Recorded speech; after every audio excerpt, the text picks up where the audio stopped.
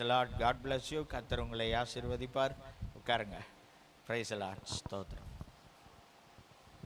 அன்பானவர்களே, இப்போது நாம் ஆண்டவருடைய வார்த்தைகளை தியானிக்க இருக்கிறோம்.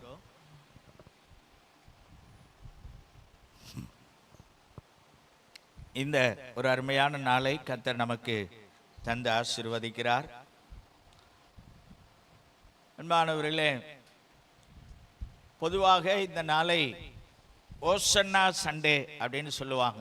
அதாவது பாரம்பரிய மக்கள் எல்லாம் குருத்தோலை ஞாயிறு என்று சொல்லுவார்கள். அதாவது வேதத்திலே ஒரு சரியான ஒரு இந்த நாள் தான் அது என்று சொல்லப்படுகிற ஒரு ஆதாரம் இல்லாவிட்டாலும், இன்றைக்கு ஆண்டவராகிய இயேசு கிறிஸ்து இந்த வாரத்தில் தானே அவர் அந்த எருசலேமின் வீதிகளிலே ராஜாவாக உட்பிரவேசித்தார்.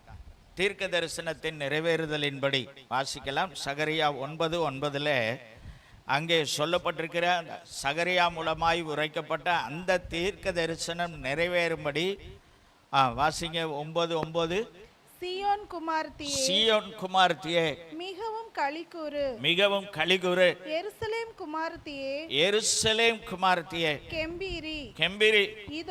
இதோ உன் ராஜா உன்னிடத்தில் வருகிறார், உன் ராஜா உன்னிடத்தில் வருகிறார். அவர் நீதியுள்ளவரும். போதும் பாருங்க. இதோ உன் ராஜா உன்னிடத்தில் வருகிறார். ஹல்லேலூயா. ராஜா, கிங், அவர் உன் ராஜா உன்னிடத்தில் வருகிறார். இந்த அவர் சுவிசேஷ புத்தகத்திலே நமக்கு சொல்லப்பட்டிருக்கிறது. பாருங்க, ஆண்டவராகிய இயேசு கிறிஸ்து ஒரு சீஷர்களை அழைத்து ஒரு கழுதை குட்டி இங்கே இருக்கும், இந்த இடத்துல நீங்கள் குறிப்பிட்ட இடத்தை சொல்லி இந்த இடத்துக்கு நீங்கள் போனீங்கன்னா அங்கே ஒரு கழுதை குட்டி இருக்கும், அதை அவிழ்த்து கொண்டு வாருங்கள். அப்பொழுது அவிழ்க்கும் போது அதற்குரியவன், உடைமையானவன், உரிமையாளன் கேள்வி கேட்கும்போது அதற்குரிய பதிலை சொல்லி நீங்கள் அதை கொண்டு வாருங்கள் என்று சொல்லி அந்த கழுதையை இயேசு அமரும்படியாக ஆயத்தப்படுத்தி அந்த கழுதையிலே அமர்ந்தவராய் அவர் எருசலேமின் வீதிகளிலே போகிறார். போய் எருசலேமின் அந்த தேவாலயத்திலே அவர் பிரவேசிக்கிறார். அப்படியே ஒரு விசேஷித்த ஒரு நாளாக, ஏனென்றால் இங்கே நம்ம கவனிக்கும் போது ஆண்டவராகிய இயேசு கிறிஸ்து இது ஒரு தீர்க்க தரிசன நிறைவேறுதலுக்காகவும் பல சத்தியங்களை இதன் மூலமாய் நமக்கு தரும்படியாகவும் இந்த காரியங்கள் எல்லாம் நடைபெற்றது. ஆனால் அன்றைக்கு இதை கூட இருந்து செய்தவர்கள், அவருக்கு ஓசன்னா சொல்லி ஸ்தோத்திரம் சொல்லி அவரை மகிமைப்படுத்தினவர்களுக்கெல்லாம் ஒரே எண்ணம் கிடையாது. அவங்கெல்லாம் பலவிதமான எண்ணங்கள்ல இருந்தாங்க.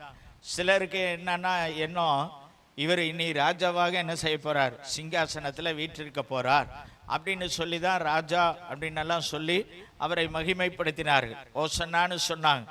இந்த ஓசன்னாவுடைய சரியான அர்த்தம் என்ன அப்படின்னு கேட்டீங்கன்னா, எங்களை ரட்சியும் என்கிறதான ஒரு அர்த்தம். எங்களை ரட்சிக்க வந்தவரே, எங்களை ரட்சியும், எங்களை விடுதலையாக்கும். ஏன்னு கேட்டீங்கன்னா, அந்த ரோம பேரரசின் அடிமைத்தனத்திலே அன்றைக்கு யூதர்கள் இருந்தார்கள். அவர்களை அந்த அடிமைத்தனத்திலிருந்து விடுதலையாக்கும்படியாக மேசியா என்கிறவர் வருவார் என்று சொல்லி அவர்கள் நம்பியிருந்தார்கள். அவர்கள் என்ன செய்தார்கள் என்றால், சில யூதர்கள் இயேசுவை மேசியா என்று ஏற்றுக்கொண்டார்கள், சிலர் ஏற்றுக்கொள்ளவே இல்லை. இன்னும் சிலர் நல்ல விதத்திலே அவர் எதற்காக வந்தாரோ அந்த ஆவிக்குரிய அந்த அர்த்தத்தை புரிந்து கொண்டு ஏற்றுக்கொண்டார்கள். சிலர் என்ன செய்தாங்கன்னா, இந்த நடுநிலைமைப்பட்டவர்களாய், சிலர் ஏற்றுக்கொள்ளலை, சிலர் நல்ல நிலைமையில் அந்த ஆவிக்குரிய சிந்தையோடு எங்கள் பாவங்களுக்காக ஜீவன் தர வந்தவர். சீஷர்களுக்கே அதில் ஒரு தெளிவில்லாமல் இருந்தது கடைசி வரைக்கும். ஆனாலும் சிலர் ஏற்றுக்கொண்டார்கள். ஆனால் சிலர் நடுநிலைமையாக இருந்தார்கள். அவங்க என்ன நினச்சாங்கன்னா, இவர் மேசியா தான், ஆனால் இவர் இப்போ இந்த பூமியில் ராஜ்யத்தை ஏற்படுத்தி இந்த ரோம அரசாங்கத்திலிருந்து நம்மை விடுதலையாக்கி நம்மை ஆளுகை செய்கிற ஒரு ராஜாவாக இருப்பார் அப்படின்னு நல்லா சொல்லி அவங்களுக்குள்ள எண்ணங்கள் இருந்தது. இப்படி 3 விதங்களிலே அன்றைக்கு ஜனங்கள் இருந்தாங்க. அது அப்படி அந்த 3 கூட்டமும் தான் அன்னைக்கு என்ன செய்ததுன்னா, இந்த கழுதை பவனிலே இயேசுவுக்கு பின்தொடர்ந்து அவர்களுக்குள்ளே இருந்ததான அந்த அந்த சந்தோஷத்தை வெளிப்படுத்தி என்ன செய்தார்கள்னா, ஓசன்னா ஓசன்னா, ஸ்தோத்திரம், ஸ்தோத்தரிக்கப்பட்டவர், ஓசன்னான்னா எங்களை ரட்சிக்க போகிறார். இப்போ அவர் எருசலேமுக்குள்ள வந்துட்டாரு, என்டர் ஆகிறாரு. இப்போ என்ன செய்ய போகிறார்? அவர் அந்த எருசலேமை ஆளுகை செய்கிற ராஜாவாய் வீற்றிருக்க போகிறார் அப்படிங்கிற அந்த சந்தோஷத்தில், அந்த எண்ணத்திலேயே சிலர் பண்ணாங்க. சிலர் ஆண்டவரை மகிமைப்படுத்த, எங்களை ரட்சிக்கிறவர், எங்கள் பாவங்களிலிருந்து எங்களை விடுதலையாக்குகிறவர் என்கிற உண்மையான சிந்தையோடும் செய்தார்கள். இன்னும் சிலர் ஏற்றுக்கொள்ளாதவர்களாக இருந்தார்கள், அவர்கள் இந்த கூட்டத்தில் வரல. அப்போ பாருங்க, இப்படி நடைபெற்ற நேரத்தில் அந்த தீர்க்க தரிசனம் நமக்கு சொல்லுவது என்னவென்றால், இதோ உன் ராஜா உன்னிடத்தில் வருகிறார். ஹல்லேலூயா. இப்போ இதில் உள்ள நல்ல ஆவிக்குரிய சத்தியங்களை, ஆண்டவர் நமக்கு தருகிற போதனைகளை இந்த நாளிலே நாம் அறிந்து கொள்ள இருக்கிறோம். அப்படியே அன்றைக்கு எருசலேம் வீதிகளிலே உலா வந்ததான வெற்றி பவனியாய் வந்த ஆண்டவராகிய இயேசு வருகிறார் என்று சொல்லப்பட்டிருக்கிறது. முதலாவது அவர் எங்கே வருகிறார் என்பதை குறித்து நான் உங்களுக்கு சொல்லுகிறேன். 3 பிளேஸை உங்களுக்கு காட்டுகிறேன். எங்கே வர்றார் அப்படின்னு சொல்லும்போது மத்தேயு 21:4 வசனத்திலே வாசிக்கும் போது, இதோ உன் ராஜா கழுதையின் மேலும் கழுதை குட்டியாகிய மரியின் மேலும் ஏறி கொண்டு, அந்த 21:4 உன்னிடத்தில் வருகிறார். எங்க வருகிறார்? உன்னிடத்தில் வருகிறார். நம்ம ஒவ்வொருவரும் சொல்லுவோம், என்னிடத்தில் ராஜா வருகிறார். சொல்லுங்க, என்னிடத்தில் ராஜா வருகிறார். ஆமென், அல்லேலூயா. பாருங்க, முதல்ல அவர் வர்ற பிளேஸ் எது அப்படின்னு கேட்டீங்கன்னா, எனக்குள்ளே வருகிறார். என்னவாக வருகிறார்? அவர் ராஜாவாக வருகிறார்.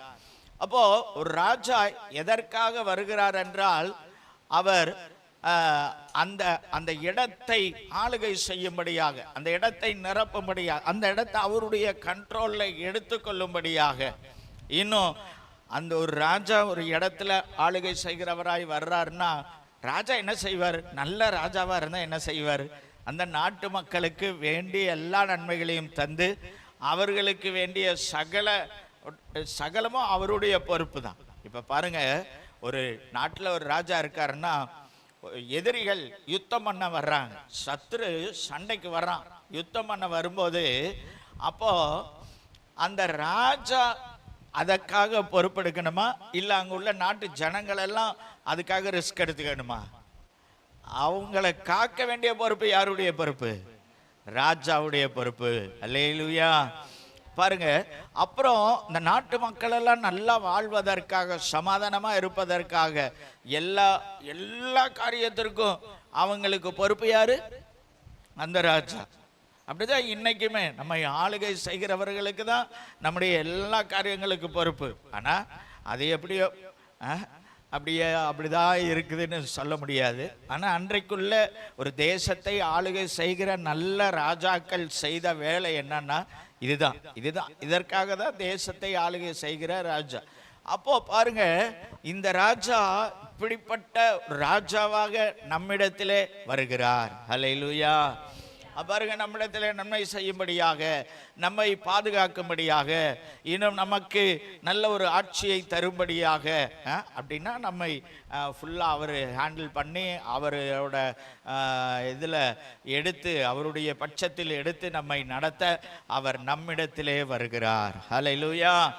அப்போ அவர் முதல்ல வர்ற பிளேஸ் எது அப்படின்னு கேட்டிங்கன்னா, என்னிடத்தில் வருகிறார், என்னிடத்தில் வருகிறார். ரெண்டாவது, அந்த மார்க் 11:11 ரெண்டாவது அவர் வர்ற இடம் அங்கே சொல்லப்பட்டிருக்கிறது. மார்க் 11:11 அந்த ஆரம்ப வார்த்தையை வாசிக்கலாம். வாசிங்க. அப்பொழுது இயேசு எருசலேமுக்கு வந்து, போதும் பாருங்க. இங்க அடுத்தது என்னன்னா, முதல்ல உன்னிடத்தில் வருகிறார், அதாவது எனக்குள்ளே வருகிறார், என்னிடத்திலே வருகிறார். இரண்டாவதாக அந்த ராஜாவாக அவர் எங்கே வருகிறார் என்றால், எருசலேமில் வருகிறார். அல்லேலூயா. எருசலேமில் வருகிறார். நல்ல கவனிங்க, இந்த எருசலேம் என்று சொல்லும்போது எதை காண்பிக்கிறது என்றால், அன்றைக்கு தேவ ஜனங்கள் வாழ்ந்ததான இடம், அவங்களுடைய ஊர். பாருங்க, இன்றைக்கும் நம்முடைய ஊருக்கு ராஜா வருகிறார். அல்லேலூயா. நம்முடைய ஊர் எதுவானாலும் இருக்கலாம் இல்லையா? இந்திய தேசத்திலே நாம் வாழ்கிறோம், மகாராஷ்டிராவிலே நாம் இருக்கிறோம், தமிழ்நாட்டில் இருக்கிறோம், சில மாவட்டங்களில் இருக்கிறோம், சில நமக்குன்னு தனியாக ஒரு ஊர் இருக்குது, நமக்குன்னு தனியாக ஒரு ஏரியா இருக்கிறது, அங்கே வருகிறார். இன்னொன்று, இந்த எருசலேம்னு சொல்லும் போது இன்னொரு காரியமும் இருக்கிறது, நம்முடைய வீடு. அல்லேலூயா. நம்ம இருக்கிற வீட்டுக்கு இயேசு வருகிறார். என்னவா வர்றாரு? அதை மறந்துடக்கூடாது. ராஜாவாக வருகிறார். அல்லேலூயா. சிலர்லாம் எழுதி வச்சிருப்பாங்க, இவ்வீட்டின் தலைவர் இயேசு அப்படின்னு சொல்லி எழுதி வச்சிருப்பாங்க. அது மாதிரி அது நல்ல விஷயம் பாருங்க. அது மாதிரி ஒவ்வொரு நாளும் நம்ம அதை கன்ஃபஸ் பண்ணணும், அறிக்கை செய்யணும். ஆண்டவர் தலைவராய் இருப்பது மாத்திரமல்ல, நம்முடைய வீட்டிலே ராஜாவாக இருக்கிறார். ஆமென். அல்லேலூயா. பாருங்க, இப்போ ஒரு குடும்பம் என்று இருக்குமானால் அந்த குடும்பத்தில் ஒரு குடும்ப தலைவர் இருப்பாங்க. அப்போ ஒரு குடும்ப தலைவி, அதாவது கணவன் மனைவி இன்னும் பிள்ளைகள். இந்த பிள்ளைகளை பொறுத்தவரை தன்னுடைய தகப்பன் அவர் தான் குடும்ப தலைவர். பாருங்க, இந்த பிள்ளைகளுக்கு தகப்பனை நல்ல ஒரு தகப்பன் இருக்கும்போது இந்த பிள்ளைகளுக்கு என்ன இருக்காது? எந்த கவலையும் இருக்காது, எந்த கஷ்டமும் இருக்காது, எந்த ஃபீலிங்கும் இருக்காது. அப்படிதானே? ஆனா இந்த தகப்பனுக்குள்ளதான் என்ன இருக்கும்? எல்லா கஷ்டமுமே ஓடிட்டு இருக்கும். ஆனா அந்த பிள்ளைகள் பாருங்க நல்லா ஜாலியா இருப்பாங்க. அவங்க அப்படிதான் இருக்கணும், நல்லதுதான். சரி, இப்போ பாருங்க, நேரா ஸ்கூல்ல இருந்து வருவான். வந்தோடனே என்ன சொல்லுவான்? அப்பா நாளைக்கு 20,000 ஃபீஸ் கொடுக்கணும் அப்படின்னு சொல்லுவான். அப்படிதானே? பிள்ளைங்க கவனிக்கிறீங்களா? 5,000 ஃபீஸ் கொடுக்கணும் அப்படின்னு சொல்லுவாங்க. இங்க 0 ஏற ஏற இல்லை, பேரண்ட்ஸுக்கு தான் இல்லை ஏறும். ஆமா, அங்க அவன் 0 ஏற்றிட்டு போயிட்டே இருப்பான், நமக்கு தான் எல்லாம் 0 ஆகும். பாருங்க, அவன் கவலையெல்லாம் வந்து சொல்லிடுவான், 5,000 கொடுக்கணும், 10,000 கொடுக்கணும், நாளைக்கு அது வாங்கிட்டு போகணும், இது வாங்கிட்டு போகணும், அந்த ட்ரெஸ் போட்டு போகணும். இன்னைக்கெல்லாம் ஸ்கூலில் என்ன பாடுபடுத்துகிறாங்க பாருங்க. சரி, இப்படி இருக்கு. இன்னும் அதுபோக அவனுடைய தேவைகளை சொல்லுவான். அவனுக்கு தெரியாது என்ன சுச்சுவேஷனில் இருக்கோன்னு தெரியாது, என்ன சூழ்நிலை இருக்கோன்னா நம்ம பிள்ளைகளுக்கு எல்லாருக்குமே தெரியுமா என்னன்னு தெரியல. ஆனாலும் சாதாரணமாக சொல்லுவாங்க, அப்போ நமக்கு ஒரு கார் வாங்கலாமா, நமக்கு ஒரு ஏரோப்ளைன் வாங்கலாமா, சின்ன பிள்ளைகள்லாம் சொல்கிறத நான் கேட்டிருக்கேன். பாருங்க, சந்தோஷமான விஷயந்தான் பிள்ளைங்க நம்மக்கிட்ட பேசுறது அப்படி. ஆனால் அந்த பிள்ளைங்களுக்கு ஒரு நினப்பு இருக்குது, எங்கள் அப்பாட்ட கேட்குறேன், எங்கள் அப்பானால அது முடியாதுன்னு இல்லை, அவர்னால முடியும் அப்படிங்கிற ஒரு எண்ணத்தோடு கேட்குறாங்க. அல்லேலூயா. அது முடியுமோ முடியாதோங்கிறது அதை கேட்குற நம்மளுக்கு தான் தெரியும், அது வேற விஷயம். ஆனால் அவனுக்குள்ள ஒரு எண்ணம் என்னன்னா, எங்கள் அப்பா எங்கள் வீட்டுக்கு தலைவர், எனக்கு அப்பா. அதுபோல நம்முடைய ஆண்டவராகிய இயேசு நம்முடைய வீட்டிற்கு யாரா இருக்கிறார்? ராஜாவாக இருக்கிறார். ஹல்லேலூயா. எருசலேமுக்கு வருகிறார், நம்முடைய வீட்டிற்கு அவர் வருகிறார். நீங்க எல்லாத்தையும் அவர்கிட்ட ஹேண்ட் ஓவர் பண்ணிருங்க, அவர்கிட்ட ஒப்படைச்சிருங்க.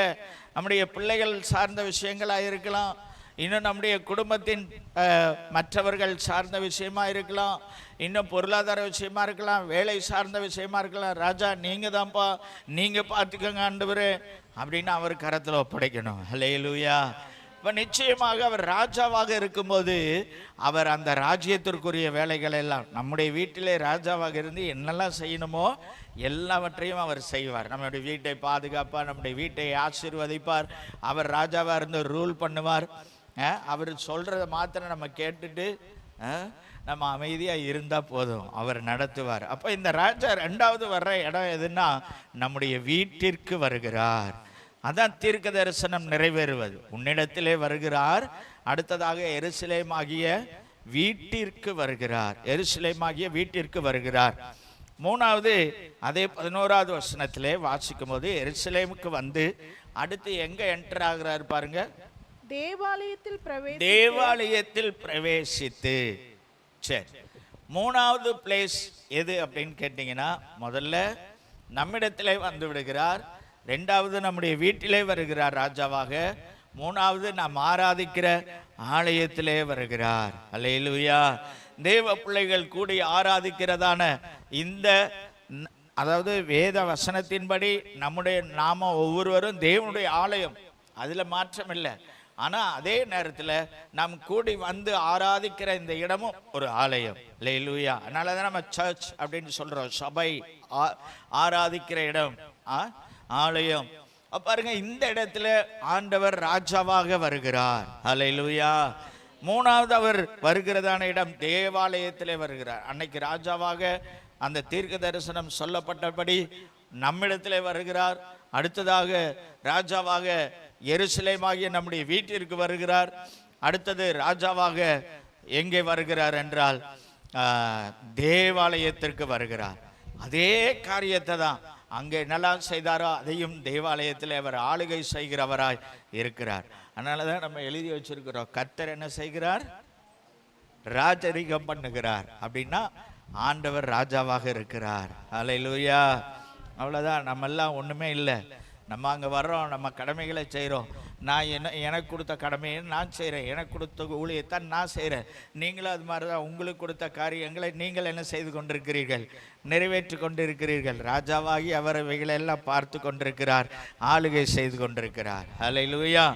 சரி, அப்போ பாருங்க, இந்த 3 இடத்திற்கும் இந்த தீர்க்க தரிசனத்தின்படி ராஜா வருகிறார். அல்லேலூயா. ராஜா வருகிறார், ஆயத்தமாவோம். ராஜா வருகிறார், ஆயத்தமாவோம். இயேசு வருகிறார், எதிர்கொண்டு செல்லுவோம். இயேசு வருகிறார், எதிர்கொண்டு செல்லுவோம். ராஜா வருகிறார்.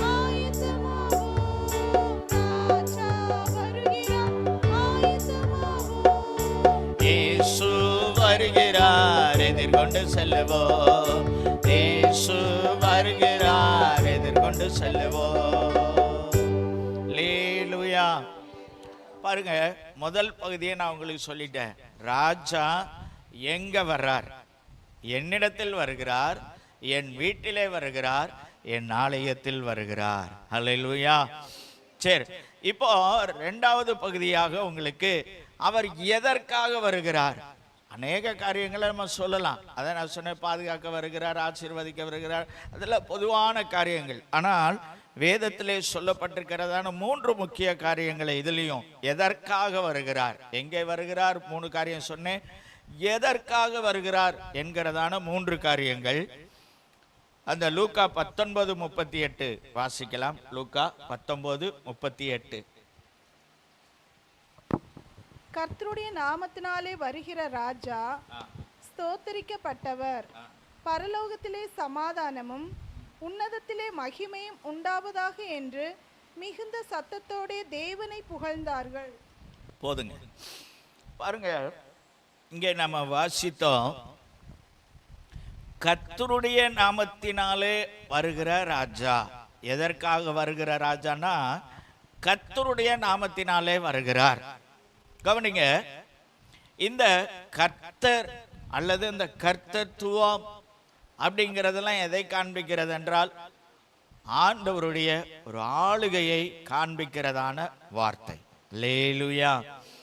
பாருங்க, எதற்காக வருகிறார் என்று சொல்லும்போது நான் பொதுவாக அதனுடைய காரியங்களை நான் உங்களுக்கு முதலே சொல்லிட்டேன். ராஜா என்றாலே ஆளுகை. ஆமென். அல்லேலூயா. ராஜா என்றாலே அவருக்கு மிக முக்கியமான ஒரு வேலை என்ன அப்படின்னா, தன்னை ஏற்றுக்கொண்ட அந்த தேசத்துக்கு அந்த ஜனங்களை ஆளுகை செய்கிறவர். ஆமென். அதுபோல ஆண்டவராகிய இயேசு நம்ம என்ன செய்கிறார்? ஆளுகை செய்கிறார். ஆளுகை செய்கிறார். கர்த்தருடைய நாமம் என்று சொல்லும்போது கர்த்தருடைய நாமத்தினாலே வருகிறவர். அவர் கர்த்தர் என்று அறியப்பட்டு வருகிறவர். கர்த்தர் என்றால் ஆளுகை செய்கிறவராக, எல்லாருக்கும் மேலாக இருக்கிறவராக அவர் வருகிறார். அப்ப பாருங்க, நம்மிடத்திலே வர்ற ராஜா, நம்முடைய வீட்டிலே வர்ற ராஜா, நம்முடைய ஆலயத்திலே வர்ற ராஜா எதற்காக வருகிறார் என்றால், நம்மை முதலாவது ஆளுகை செய்ய வருகிறார். நல்லா கவனிக்கணும். இந்த ஆளுகை செய்ய வருகிற ராஜாவுக்கு நாம் என்ன செய்யணும்னா, அவருக்கு அந்த ஆளுகைக்கு உட்பட்டவர்களாக இருக்கணும். ஆமென். அல்லேலூயா. பாருங்க, ஒரு ராஜாவுடைய ஆளுகைக்கு உட்பட்டவர்கள் தான் அந்த ராஜாவின் பொறுப்பில் இருக்கிறவர்கள். இந்த காரியம் நம்ம நல்லா புரிஞ்சுக்கணும். சாத்தான்ட இருந்து பிரச்சனை வருது, வேற காரியங்கள்ல இருந்து எனக்கு பிரச்சனை வருது, என்னுடைய வாழ்க்கையில பல பிரச்சனைகளை சந்திக்கிறேன், ஏன் இந்த ராஜா ஒன்றும் கவனிக்கவே இல்லையா, எனக்கு எதுவுமே செய்யவே இல்லையான்னா ஒண்ணு நல்லா சொல்றேன், நீங்க பார்டருக்கு வெளியே இருக்கீங்கன்னு அர்த்தம். பாகிஸ்தான்ல இருந்துட்டு எங்க பிரதமர் எங்களை காப்பாற்றணும் அப்படின்னு சொன்னா அவர் சொல்லிடுவார், நீ பாகிஸ்தான்ல இருக்கிற, நான் ஒன்றும் செய்ய முடியாது, நீ இந்தியாவுக்குள்ள இருந்தாதான் என்ன செய்ய முடியும். அப்படிதானா இல்லையா? ஆமென், அல்லேலூயா. அந்த ஆளுகைக்குள்ளதான இடத்திற்குள்ளாக, அந்த தேவ பிரசன்னம் இருக்கிறதான இடத்திற்குள்ளாக, இந்த தேவ மகிமை இருக்கிற இடத்திற்குள்ளாக நாம் ஒவ்வொரு நாளும் இருக்க வேண்டும். அப்பதான் அந்த ஆளுகை செய்கிற ராஜா நம்மை ஆண்டு நடத்த முடியும். ஹல்லேலூயா.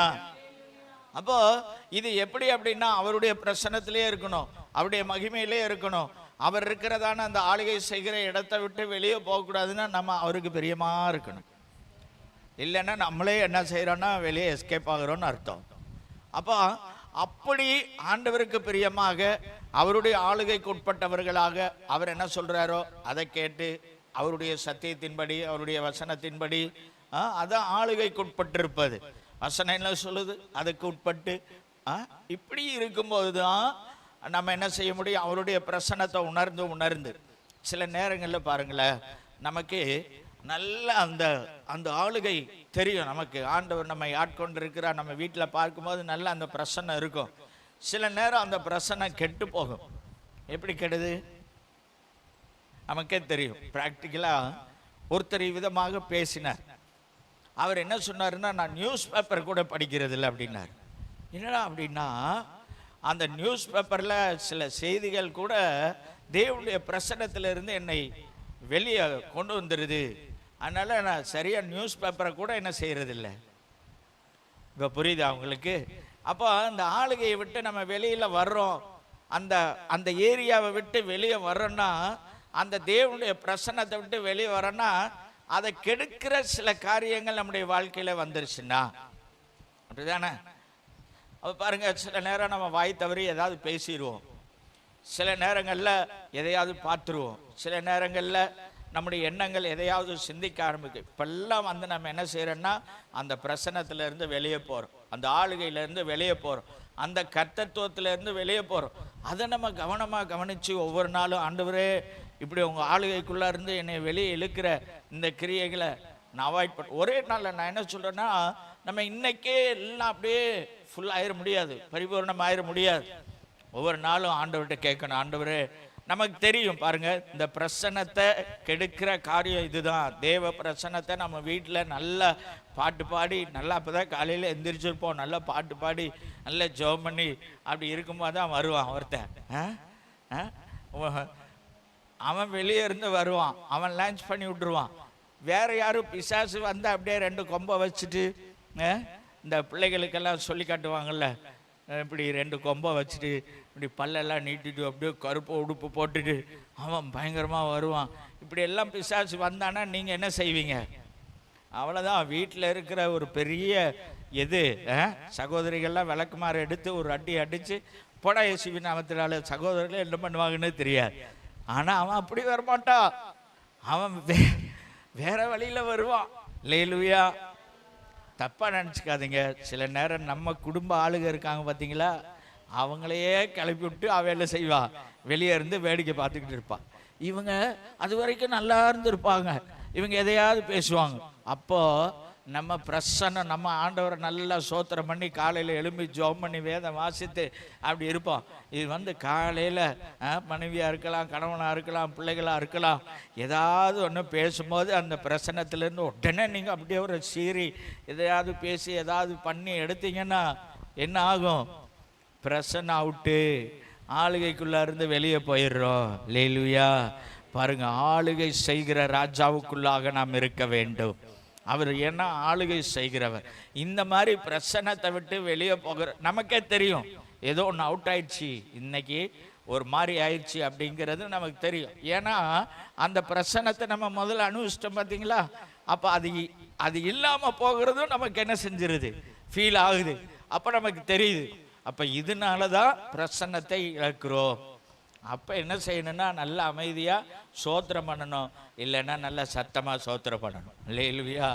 அந்த பிரசன்னத்தை தக்க வைத்து கொள்ள வேண்டும். அப்படி கொஞ்சம் கொஞ்சமாக நம்ம செய்துட்டு வந்தோம்னா ஒரு கொஞ்ச நாளைக்கு தான் அப்படி இருக்கும். அடுத்தது அதெல்லாம் அப்படியே போயிரும் பாருங்க. அதுக்கப்புறம் அந்த பிரசன்னம் உங்கள்கிட்ட இருந்து, அந்த ஆளுகை உங்கள்கிட்ட இருந்து அப்படியே ஒவ்வொருத்தருக்கும் பரவ ஆரம்பிச்சு. அல்லேலூயா.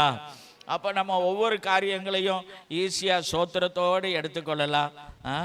ஆண்டவரை மகிமைப்படுதல். இப்போ ஆளுகைக்குள்ளாக இருக்கும்படியாக, நம்மை ஆளுகை செய்யும்படியாக ஆண்டவர் வருகிறார். அந்த ஆளுகைக்குள்ளாக நாம் இருப்போம். அடுத்தது எதற்காக வருகிறார்னா, மத்திய 21:4 நம்ம வாசிக்கிறோம். மத்திய 21:4 வாசிக்கலாம். அந்த ராஜா எப்படி வர்றார் பாருங்க. கர்த்தருடைய நாமத்தினால் வந்தார். இதோ உன் ராஜா சாந்த குணமுள்ளவராய், பிரைஸ் தி லார்ட், சரி, உன்னிடத்தில் வருகிறார். சரி, ரெண்டாவது பாருங்க, சாந்த குணமுள்ளவராய் வருகிறார். எப்படி வராரு? முதல்ல நம்ம எதற்காக வருகிறார்? கர்த்தருடைய நாமத்தினால வருகிறார், ஆளுகை செய்ய. ரெண்டாவது பாருங்க, சாந்த குணமுள்ளவராய் வருகிறார். எதுக்காக அப்படின்னா, நம்ம ஒவ்வொருத்தரையும் குணங்களை மாற்ற வருகிறார். அல்லேலூயா. நம்ம ஒவ்வொருடைய குணத்தையும் சாந்த குணமுள்ளதாய் மாற்ற வருகிறார். இங்க இந்த ராஜாவை குறித்து அழகா சொல்லப்பட்டிருப்பாருங்க. ராஜா சாந்த குணமுள்ளவராய் வருகிறார். இந்த ராஜாவுக்குள்ள என்ன குணம் இருக்குதோ அதை என்ன செய்வாரு? தன்னுடைய ஜனங்களுக்குள்ளேயும் அப்ளை பண்ணுவார். அப்படிதானா? இன்னைக்கு பாருங்க, ஆளுகை செய்கிறவங்க அவங்களுக்குள்ள என்ன இருக்குதோ, அவங்களுக்குள்ள என்ன நினைப்பு இருக்குதோ அது எல்லாத்தையும் ஜனங்களுக்குள்ள புகுத்தணும்னு சொல்லி நினைக்கிறாங்களா இல்லையா? அதுல எவ்வளவு தீவிரமா இருக்கிறாங்க பாருங்க. எப்படியாவது அவங்களுடைய கொள்கைகளையும் கோட்பாடுகளையும் இன்னைக்கு நம்ம பார்க்கிறோம் நம்முடைய தேசத்துல. அதை எப்படியாவது புகுத்திடணும். அதுக்கு இந்திய அரசியலமைப்பு சட்டமே தடையா இருந்தாலும் அதே மாத்திரக்கு இன்னைக்கு என்ன செய்துட்டாங்க? ஆளுகை செய்கிறவர்கள் தயாராகி விட்டார்கள்.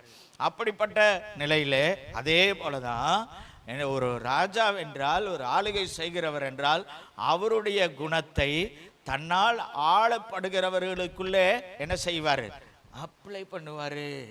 அல்லேலூயா. அப்ப பாருங்க, நம்முடைய ஆண்டவராகிய இயேசு சாந்த குணமுள்ளவர். அப்போ அவர் எதற்காக வருகிறார்னா, நம்முடைய ஒவ்வொருவருடைய குணங்களையும் சாந்த குணமுள்ளதாய் மாற்ற வருகிறார். அல்லேலூயா. அப்போ நீங்கள் கேட்கலாம், அப்போ எங்களுக்கெல்லாம் சாந்த குணமே இல்லையா? நமக்கு எல்லாமே இருக்கு. எல்லா குணமே மனுஷனுக்கு இருக்குது. கோப குணம் இருக்குது, மூர்க்க குணம் இருக்குது, சாந்த குணம் இருக்குது, அன்பு குணம் இருக்குது, எல்லா குணமும் இருக்குது. ஆனால் அது என்னன்னா, ஒரு சொல்லுவாங்கல்ல, என் பொறுமைக்கு என்ன இருக்குது? கவனிச்சுக்க, என் பொறுமைக்கு என்ன இருக்குது? ஒரு எல்லை இருக்குதாகும் அப்படின்னு சொல்லுவாங்கல்ல. அதையும் தாண்டி போக வைக்கிற ஒரு எல்லை இல்லாத ஒரு குணத்தை தருகிறவர் தான் யாரு? ஏசப்பா. அல்லேலூயா. அதுக்கு தான் அவர் வர்றார். அப்போ நம்மகிட்டயே அன்பு இருக்கு, நம்மகிட்டயே சாந்தம் இருக்கு, நம்மகிட்டயே அமைதி இருக்கு, சமாதானம் இருக்கு. சிலர்லாம் பார்த்தீங்கன்னா ரொம்ப பொறுமையா இருப்பாங்க, ரொம்ப பொறுமையா இருப்பாங்க. ஆனா அப்புறம் திடீர்னு பார்த்தா இவரை எப்படி செய்தாரு? ஒரு நாள் சில ஆண்டுகள் அவரோடு நம்ம பழகி இருப்போம். ஒரு நாள் இப்படி செய்யல, இன்னைக்கு இப்படி செய்துட்டாரு அப்படின்னு சொல்லி நினைக்க தோணும். என்னன்னு கேட்டீங்கன்னா, அவ்வளவு பொறுமை அவருக்குள்ளே என்ன செய்திருக்கிறது, அவ்வளோ நல்ல குணம் அவருக்குள்ளே இருக்குது. ஆனால் ஒரு நாள் என்ன செய்து விட்டது? அது கைமீறி போயிடுச்சு பாருங்க. அந்த மாதிரி காரியங்கள் ஏற்படாமல் இருக்கதா இந்த சாந்த குணமுள்ள ராஜா வருகிறார். அல்லேலூயா. அடுத்தது அவர் எதற்காக வருகிறார்? சாந்த குணம். அதாவது பொதுவாக நம்ம எடுத்துக்கொள்ளலாம், நம்முடைய குணங்களை எல்லாம் மாற்ற, நம்முடைய சுபாவங்களை எல்லாம் மாற்ற அவர் ராஜாவாக வருகிறார். அல்லேலூயா. அது நிறைய நேரங்களில் நம்ம முயற்சிப்போம். ஆனால் ஒரு ராஜா அதை ஏற்படுத்தும் போது, ஒரு ராஜா அதை சேஞ்ச் பண்ணும்போது அது நிச்சயமாக மாறும். ஏன்னா நான் அது முதலே சொன்னேன், ஒவ்வொரு ராஜாவும் தங்களுக்குள்ளே இருக்கிற காரியங்களை அந்த நாட்டு மக்களுக்குள்ளே திணிக்கிறாங்க அல்லது ஏதோ ஒரு வகையில் கொண்டு வர்றாங்க. அதே மாதிரி ஆண்டவராகிய இயேசு என்ன செய்கிறாருன்னா, சாந்த குணமுள்ளவர்களாய், இந்த சாந்த குணமுள்ள ராஜாவாய் நம்முடைய எல்லா குணங்களையும் மாற்ற நம்முடைய சுபாவங்களை மாற்ற நமக்குள்ளே ராஜாவாய் வருகிறார். அல்லேலூயா. சரி, இப்ப பாருங்க, ஆளுகை செய்ய வருகிறார். அடுத்தது நம்முடைய குணங்களை மாற்ற வருகிறார். இன்னும் மூணாவதாக அவர் எதற்காக வருகிறார் என்று சொல்லி நம்ம மத்தேயு 21:5 வசனம், அடுத்த வசனம் வாசிங்க. தீர்க்கதரிசியினால் உரைக்கப்பட்டது நிறைவேறும். தீர்க்கதரிசியினால் உரைக்கப்பட்டது நிறைவேறும்படி இதெல்லாம் நடந்தது. இதெல்லாம் நடந்தது. இதெல்லாம் ஏன் நடக்குது? நான் முதலே சொன்னேன், தீர்க்க தரிசனம் நிறைவேற நடந்தது அப்படின்னு சொல்லி. சகரியா இதை குறித்ததான தீர்க்க தரிசனம் உரைத்தார். அதுதான் நான் முதல் வசனமாக வாசித்தோம். பாருங்க, ஒரு தீர்க்க தரிசனம் உரைக்கப்பட்டது, ஒரு நாளிலே ஆண்டவருடைய வசனம் சொல்லப்பட்டது. அந்த வசனங்கள் இவ்விதமாக, ஒரு ராஜா வருவார், ஒரு ராஜா அந்த நம்ம வாசித்தோம் இல்லையா 9:9 சீயோன் குமாரத்தியே மிகவும் கலிகூறு, எருசலேம் குமாரத்தியே கம்பீரி, இதோ உன் ராஜா உன்னிடத்தில் வருகிறார் அப்படின்னு அந்த வசனங்களை நீங்கள் தொடர்ந்து வாசிக்கும் போது அன்னைக்கு நடந்த அந்த சம்பவத்தின் முழு காரியமும் சொல்லப்பட்டிருக்கும். அப்போ பாருங்க, இது எல்லாம் ஏன் நடந்ததுன்னா வசனத்தின்படி, அதாவது உரைக்கப்பட்டது நிறைவேறும்படி. அப்போ நீங்க அப்போ நம்மிடத்தில் வர்ற ராஜா, நம்முடைய வீட்டுக்குள்ள வர்ற ராஜா, நம்முடைய ஆலயத்தில் வர்ற ராஜா ஆளுகை செய்ய வர்றாரு, நம்முடைய குணங்களை மாற்ற வர்றாரு. மூணாவது, ஒரு வசனம் ஒன்று இருக்கிறது, அது நம்ம மூலமா நிறைவேறணும். அல்லேலூயா. இப்போ அநேக வசனங்கள் இருக்கிறது, நமக்கு ஆண்டவர் நிறைய சத்தியங்களை தந்திருக்கிறார் இல்லையா? ரட்சிக்கப்படணும், ஞான ஸ்நானம் பெறணும், அபிஷேகம் பெறணும், ஆண்டவருக்காக வாழணும், ஆண்டவருடைய ராஜ்யத்திற்கு நம்ம போகணும், அதற்காக ஒவ்வொரு நாளும் ஆயத்தமாகணும் இப்படின்னு சொல்லி தீர்க்க தரிசனங்கள் வசனங்கள் நமக்கு தரப்பட்டிருக்கிறது. இந்த வசனங்களை நமக்குள்ளே நிறைவேற்ற, வசனங்களை நிறைவேற்ற ராஜா வருகிறார். அல்லேலூயா. பாருங்க, ஆளுகை செய்ய வருகிறார், அடுத்தது குணங்களை மாற்ற வருகிறார், அடுத்தது நமக்காக தரப்பட்டிருக்கிற வசனங்களை எல்லாம் நம்மிலே நிறைவேற்ற வருகிறார். நிறைய நேரங்களில் பாருங்களேன், நம்ம இந்த வசனத்தை படித்தோடனே அந்த வசனத்தின்படி வாழ்வதற்கு இன்னைக்கு சில வசனங்களை நீங்கள் கேட்குறீங்க. ஏதோ ஒரு வசனம் உங்களுக்குள்ள அது என்ன செய்திருக்குன்னா அது பேசியிருக்கோம், அது ஒரு வெளிச்சத்தை தந்திருக்கு, ஒரு பிரகாசத்தை தந்திருக்கு. நீங்கள் என்ன பண்ணுவீங்க? இந்த வசனத்தின்படி நான் வாழணும் அப்படின்னு சொல்லி போவீங்க.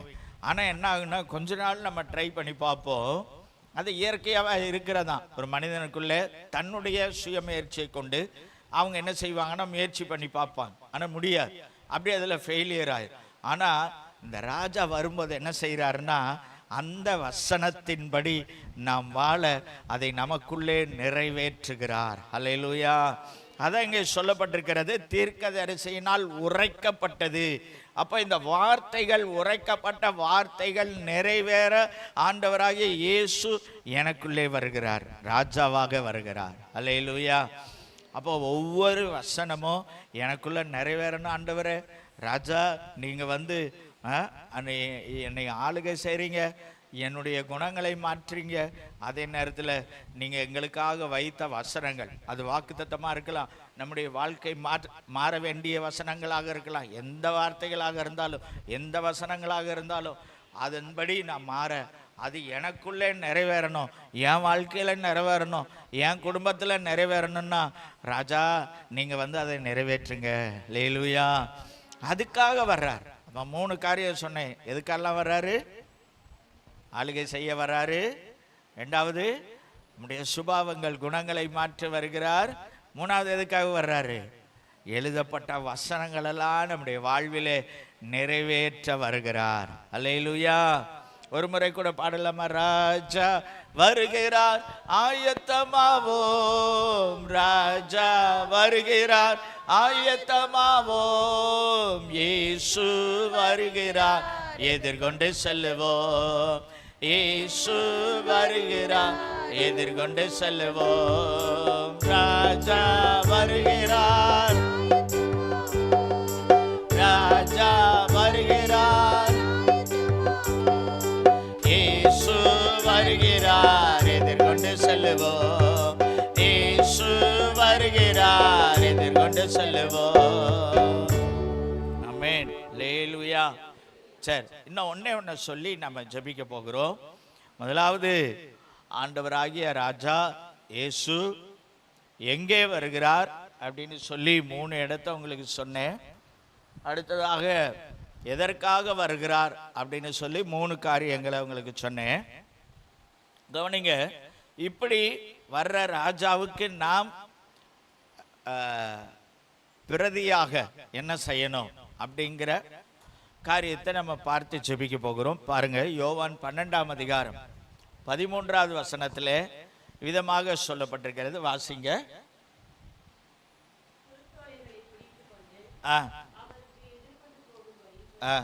புறப்பட்டு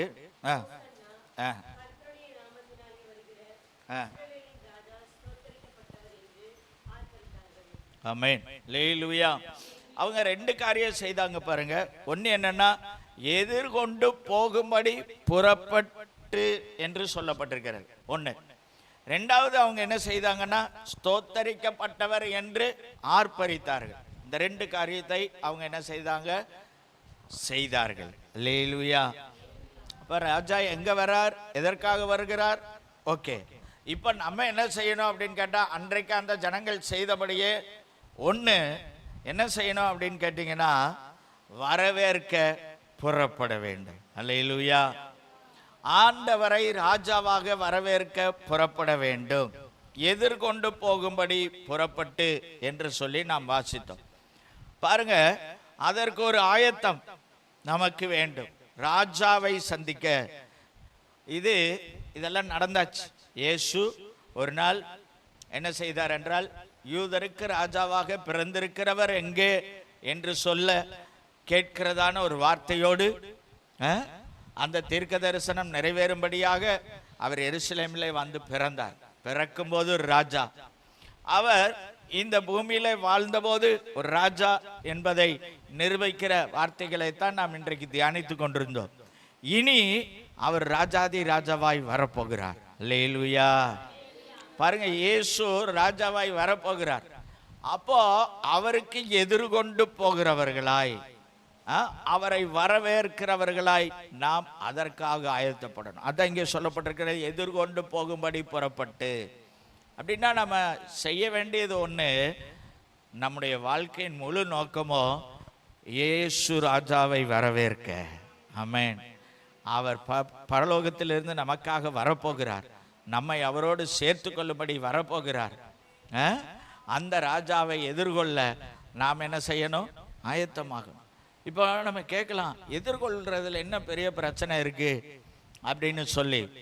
பாருங்க, அதாவது ஒரு ராஜாவை யாரு போய் வரவேற்க முடியும்னா, அந்த நாட்டு பிரஜையா இருக்கணும், அந்த நாட்டுக்கு உட்பட்டவர்களா இருக்கணும், இல்லது அதான் அந்த ராஜாவுக்குரியவர்களாக இருக்கும்போது அந்த ராஜாவை என்ன செய்ய முடியும்? வரவேற்க முடியும். அந்த ராஜாவுக்கு எதிரிகள் என்ன செய்ய முடியாது. அந்த ராஜாவின் விருப்பம் செய்யாதவர்கள் என்ன செய்ய முடியாது? வரவேற்க முடியாது. ஒரு ராஜா வர்றார் அப்படிதானே, அப்படின்னா எதிரிகள் என்ன செய்வாங்க? ராஜாவை பார்த்து ஓடி போவாங்க, பயந்து ஓடி போவாங்க, மறைந்து கொள்ளுவார்கள். ஆனால் ஒரு ராஜாவை எதிர்கொண்டு வரவேற்க ஒருவர் இருக்கணும்னா அந்த ராஜாவிற்கு உட்பட்டவராய், ஆளுகைக்கு உட்பட்டவராய், அந்த ராஜாவின்படி வாழ்ந்தவராய், அந்த ராஜாவின்படி சொல் கேட்டவராய் இருக்கிறவர் தான் என்ன செய்ய முடியும்? வரவேற்க புறப்பட முடியும். அல்லேலூயா.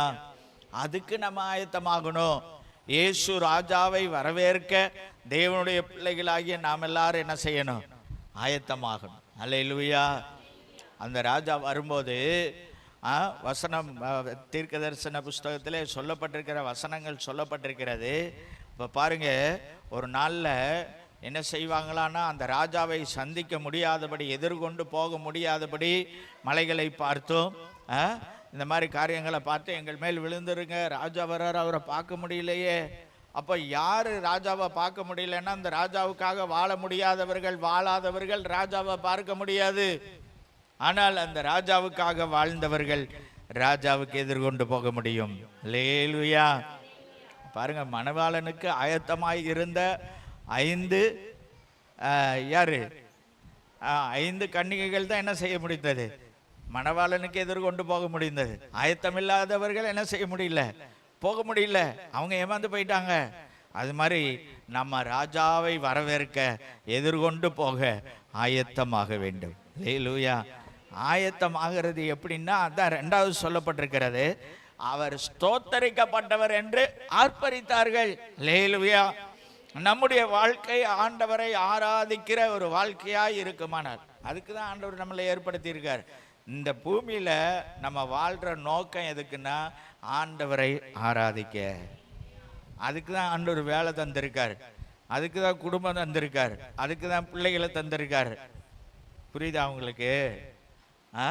நம்ம ஆண்டவரை ஆராதிக்கிறதுக்கு தான் இதெல்லாம் ஆண்டவர் என்ன செய்திருக்கிறார். நிறைய பேருக்கு இதுல தான் சிக்கலே வருது. அதனால இதெல்லாம் தந்திருக்கிறது எதுக்கு?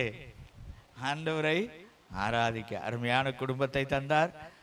எதுக்காக தந்திருக்கிறார்? நம்ம கொஞ்சம் கூட நல்ல ஆண்டவரை ஆராதிக்க தந்திருக்கார். அருமையான வேலையை தந்திருக்கிறார், நல்ல வருமானங்களை தருகிறார், நல்ல இடங்களை தர்றார். ஒவ்வொன்றையும் ஆண்டவர் எதுக்காக தர்றாரு? நம்ம நல்லபடியாக ஆண்டவரை ஆராதிச்சு அந்த வாழ்க்கை செய்ய. அல்லேலூயா. இதில் நம்ம கவனமுள்ளவர்களாக இருந்து சரியா செய்யணும். ஆண்டவர் நமக்கு கொடுத்த வேலை என்ன வேலை? அவரை ஆராதிக்கணும். அதனால தான் இதெல்லாம். ஆனால் இன்னைக்கு எப்படி தெரியுங்களா? மொத்தத்தில் எல்லாமே மாறி போயிடுச்சு. இதுக்கு 3வது இடம் ஆயிடுச்சு, மீதி எல்லாத்துக்கும் முதல் 2 இடம் வந்துருச்சு. அப்படி தானே? அதனால் நம்ம இதெல்லாம் கொஞ்சம் யோசிக்கணும். பாருங்கள், நாட்கள் சமீபமாயிருச்சு, காலங்கள் கடைசி ஆயிடுச்சு. நம்ம எப்படி இருக்கோம் அப்படிங்கிறத யோசிக்கணும். ஆண்டவருக்கு முக்கியத்துவம் கொடுக்கணும். நிச்சயமாக ஆசீர்வதிக்கப்படுவோம். ஆண்டவருக்கு முதலிடம் கொடுக்கணும். ஆமென். அல்லேலூயா. அது எதுவாக இருக்கலாம். ஆண்டவரோடு ஐக்கியப்படுவதற்கு, ஆண்டவரை ஆராதிப்பதற்கு தடையாக எதுவாக இருக்குமானாலும் அதை நாம் என்ன செய்யணும்? ஒதுக்கி வைக்கணும். அல்லேலூயா. ஏன்னா அதெல்லாம் எதுக்குன்னா, ஆண்டவரை ஆராதிக்கிறதுக்கு தான் அது ஆண்டவர் நமக்கு தந்திருக்கிறாரு. அப்ப இதை விட்டுட்டு அதை நம்ம போய் பிடிச்சிடக்கூடாது. ஆமென். அல்லேலூயா. சரி, அப்ப அவங்க 2வது செய்தது ஆர்ப்பரியுங்கள், ஆராதியுங்கள். அப்ப பாருங்க, நம்ம முதலாவது செய்ய வேண்டியது ஆயத்தமாவோம். அடுத்தது அவரை சந்திக்கும் வரை நாம் என்ன செய்து கொண்டே இருக்கணும்? ஆராதனை என்கிறதான வாழ்விலே நிலைத்திருக்க வேண்டும். அப்படி எல்லாரும் கண்ணை மூடி ஆண்டவரை நோக்கி பார்த்து, ஆமென், ஆண்டவரை நோக்கி பார்த்து, ஓ பிரைஸ் காட், ஹல்லேலூயா. ராஜா வருகிறார், ஆயத்தமாவோம். ராஜா வருகிறார், ஆயத்தமாவோம். இயேசு வருகிறார், எதிர்கொண்டு செல்வோம். இயேசு வருகிறார், எதிர்கொண்டு செல்வோம். ராஜா வருகிறார், ஆயத்தமாவோம். ஆமென். ராஜா வருகிறார், இயேசு வருகிறார், எதிர்கொண்டு செல்வோம். இயேசு வருகிறார், எதிர்கொண்டு செல்வோம். பள்ளங்கள் எல்லாம் நிரம்பிட வேண்டும், மலைகள் குன்றுகள் தகர்ந்திட வேண்டும். கோணலானவை நேராகணும், கரடானவை சமமாகணும். கோணலானவை நேராகணும், கரடானவை சமமாக. ராஜா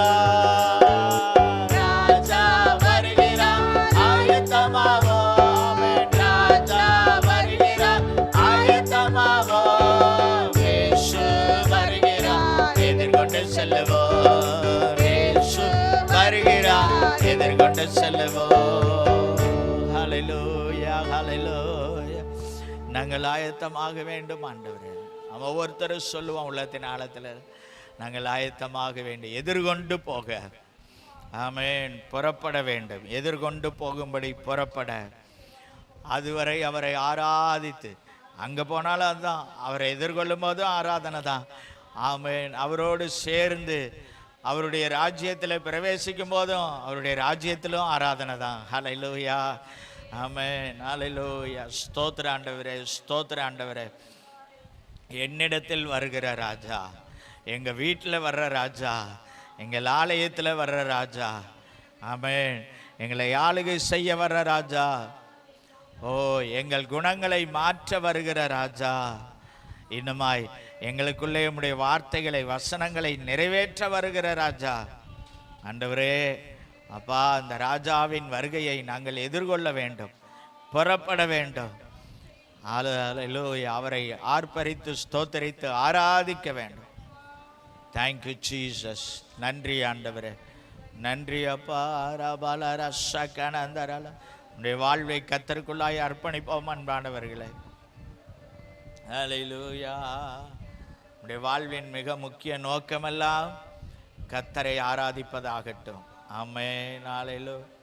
ஸ்தோத்திரம் ஆண்டவரே, ஸ்தோத்திரம். ஆண்டவர் தம்முடைய சீஷர்களை தெரிந்து கொண்ட போது 2 காரியங்களை முன்வைத்தார். அதில் ஒன்று, அவர்கள் தம்மோடு இருக்கும்படியாக நாம் ஆண்டவரோடு இருந்து அவரோடு ஐக்கியப்பட்டவர்களாய் அந்த ஆராதிக்கிற அனுபவத்தோடு, ஆராதிக்கிற வாழ்வோடு. ஸ்தோத்திர ஆண்டவரே, ஸ்தோத்திர ஆண்டவரே. எங்கள் பரலோக பிதாவே, நல்ல ஆண்டவரே, அன்பின் தகப்பனே, நன்றியோடு ஸ்தோத்திரம் பண்ணுகிறோம். இந்த அருமையான நாளுக்காய் ஸ்தோத்திரம் ஆண்டவரே. இந்த நாளை கர்த்தர் ஆசீர்வதித்தீரே, ஸ்தோத்திரம். உம்முடைய நாமம் உயர்த்தப்படட்டும், மகிமைப்படட்டும். இந்த நாளிலே வந்த உம்முடைய பிள்ளைகள் அனைவரையும் ஆசீர்வாதம், நல்ல சுகபலன் தார், கிருபைக்குள்ளாய் மறைத்தருளும் ஆண்டவர். உம்முடைய சமூகம் எல்லாரோடும் இருக்கும்படியாய் ஜெபிக்கிறோம் ஆண்டவர். ஸ்தோத்திரம் பண்ணுகிறோம் ஆண்டவரே. ராஜாதி ராஜாவாய் ஆளுகை செய்கிறவராய் எல்லாருக்குள்ளும் வந்து கர்த்தர் ஆசீர்வாதத்தை ஆளுகை செய்து நடத்தும்படியாய் ஜெபிக்கிறோம். ஒவ்வொருடைய வாழ்விலும் கர்த்தர் ராஜாவாய் இருந்து நடத்துங்க. ஒவ்வொருடைய வீட்டிலும் ராஜாவாய் இருந்து நடத்துங்க ஆண்டவர். ஒவ்வொருவருடைய ஆண்டவரே, நாங்கள் கூடி வருகிற ஆலயத்தில் கர்த்தர் ராஜாவாய் இருந்து நடத்துவீரா. ஸ்தோத்திர ஆண்டவரே. ஆளுகை செய்யுங்கப்பா, குணங்களை மாற்றுங்க ஆண்டவரே. உடைய வசனங்களை எங்களில் நிறைவேற பண்ணுங்கப்பா. ஸ்தோத்திரம், ஸ்தோத்திரம். கர்த்தர் நாமம் மகிமைப்படும்படியாய் ஜெபிக்கிறோம். உடைய வல்ல கரத்தில் எங்களை தாழ்த்துகிறோம். இந்த நாளில் வந்து எல்லாரையும் ஆசீர்வாதம் ஆண்டவரே. சுகம் இல்லாதவர்களுக்கு தேவன் நல்ல சுகம் தாங்கப்பா, பலன் தாங்க. சிலர் பலவீனப்பட்டவர்களாக இருக்கிறார்கள் ஆண்டவரே. சிலர் ஆராதனைக்கு வர முடியாத நிலையில் இருக்கிறார்கள். கர்த்தர் வருகிற நாட்களில் எல்லாரையும் கொண்டு வாரும் ஆண்டவரே, கொண்டு வார். வந்த உம்முடைய பிள்ளைகள் ஒவ்வொருவரையும் நிறைவான சம்பூர்ணத்தோடு கர்த்தர் அனுப்புவீரா.